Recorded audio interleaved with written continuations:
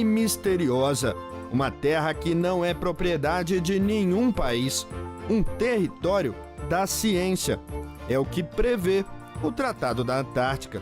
O tratado é um acordo internacional que estabelece uma série de regras e limites para as atividades aqui na Antártica. Determina, por exemplo, que nenhum país pode ter ocupação territorial ou operações militares aqui no continente.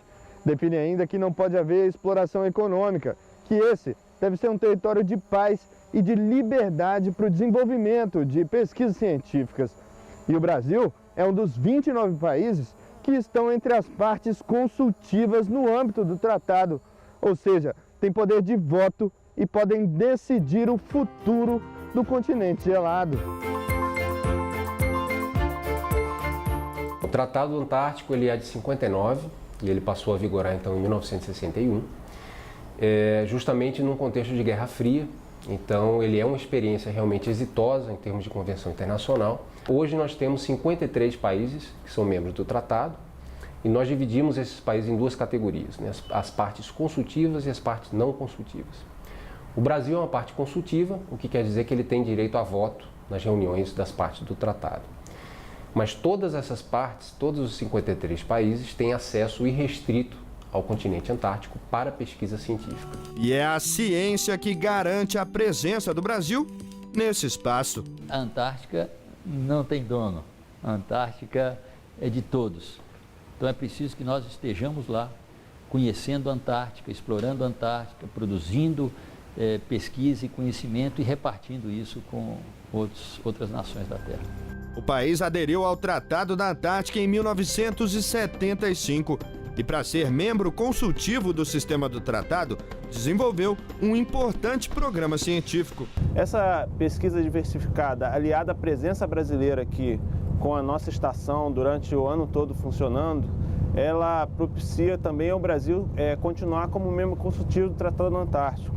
Ele vai ter poder de voto no futuro do continente, um continente que tem a maior reserva de água doce do mundo. Então, dentre outras riquezas que o continente antártico tem, nós vamos poder opinar sobre o futuro do continente e isso aí é importante, tanto cientificamente como de uma forma geoestratégica para o Brasil, né?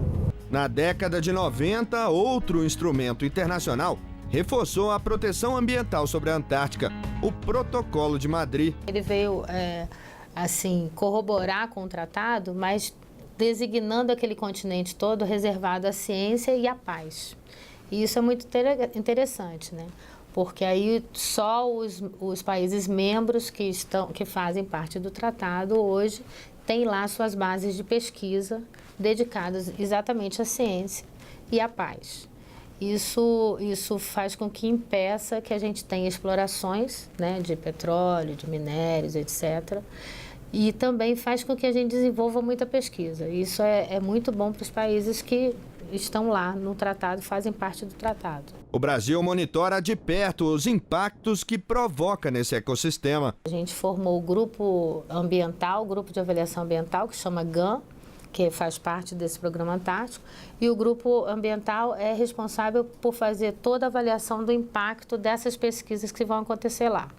E aí não só das pesquisas, a gente também é responsável por exemplo, tem pedidos de turismo feitos na Antártica, a gente também tem que avaliar isso e principalmente a avaliação da nossa presença ambiental, a nossa presença brasileira na Antártica. O Protocolo de Madrid também estabeleceu que qualquer mudança a respeito das condições de ocupação e exploração do continente só pode ocorrer depois de 2048.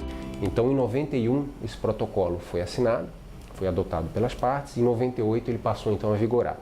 E justamente em 98 começou-se a contar 50 anos de uma moratória à exploração mineral da Antártida. Os países na época então concordaram que até 2048 não haveria discussão a respeito da proibição de que se explorasse mineralmente o continente. O Brasil é um dos países mais próximos geograficamente e sofre influência direta dos fenômenos antárticos, mas por suas características, o continente provoca efeitos sobre a vida em toda a Terra. Entender esse ambiente é fundamental, mas existem outros motivos para estar na Antártica. O continente antártico ainda é um continente inexplorado, né? Ele tem uma série de riquezas, já foram feitos estudos aqui com as possíveis existências de petróleo, de ouro, de uma série de minerais, e você ter poder de voto sobre o que vai acontecer aqui é de suma importância para o Brasil, né? É importante que o Brasil esteja aí também por considerações de segurança, de estratégia, obviamente. A Antártida é um continente importante por diversas razões para o mundo inteiro, né? Existe uma quantidade de água doce aí impressionante, e há também uma consequência do que acontece na Antártida sentida muito pelos continentes, pelos outros continentes do mundo em termos de clima, em termos de meio ambiente. Então, é realmente essencial que o Programa Antártico Brasileiro, né, que desde a década de 70 então está estabelecido, seja realmente parte da atuação do Brasil nesse continente.